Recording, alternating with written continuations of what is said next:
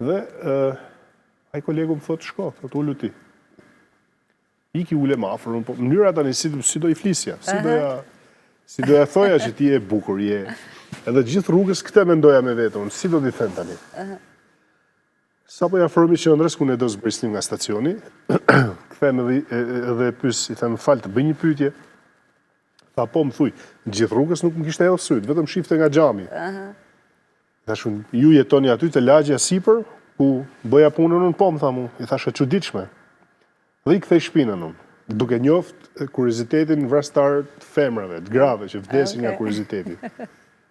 Më thot, pse tha çuditshme, çfarë ka këtë çuditshme? I thash, kam kaq vite që punoj atje dhe s'kisha pa një vajzë kaq bukur.